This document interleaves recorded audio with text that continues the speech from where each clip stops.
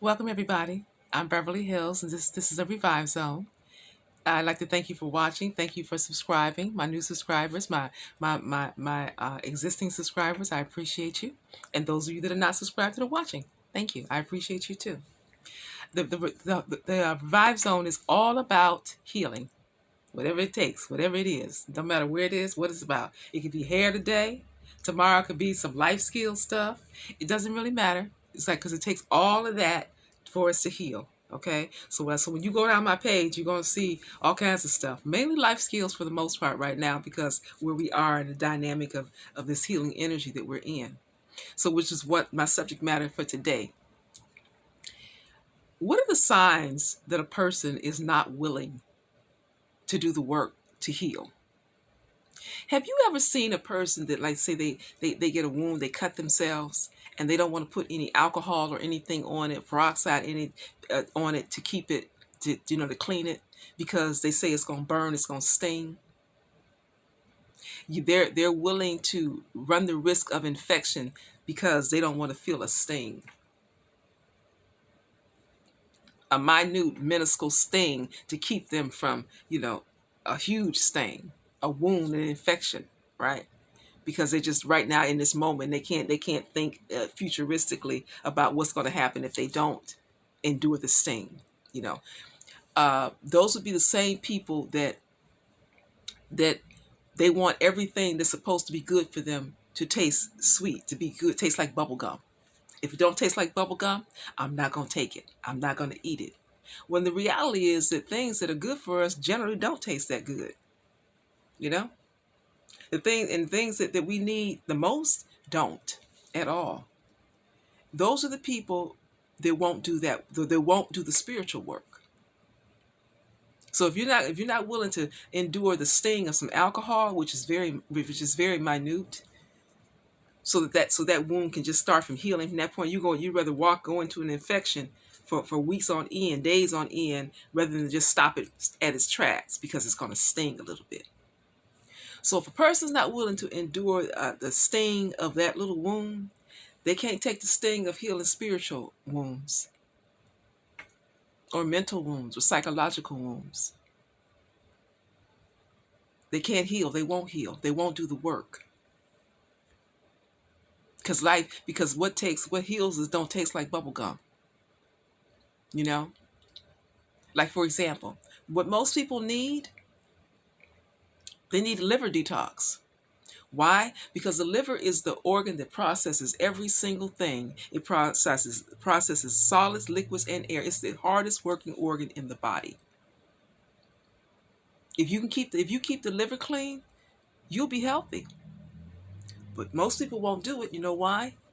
Because you know what cleanses the liver? Bitter foods. And guess what? Bitter foods don't taste like bubble gum. So they'll just go on contaminating their bodies and not doing what they need to do for it, because healing requires them to taste something that they don't want to taste.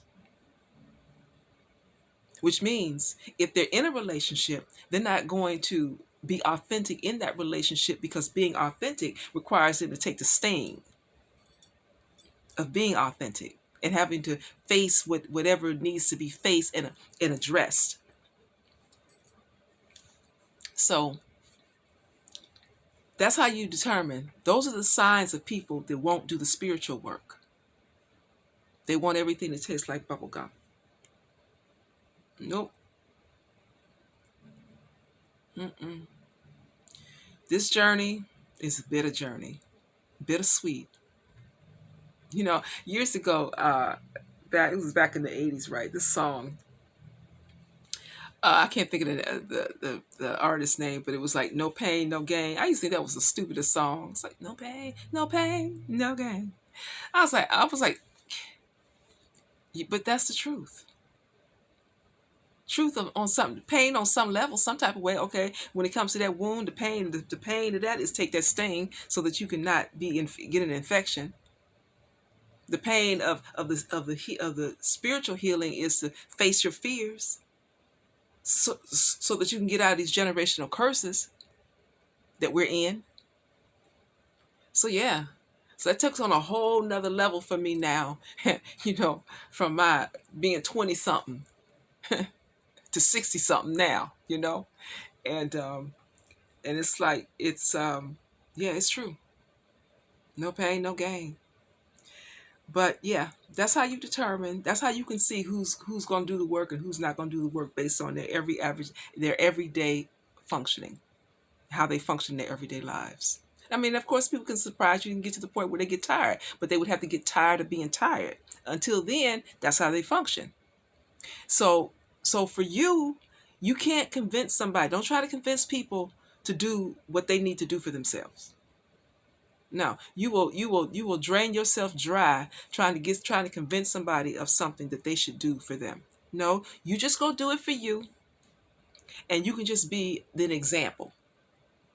So maybe that one day they'll look up and they'll see that, oh wow, that does, maybe I should try that.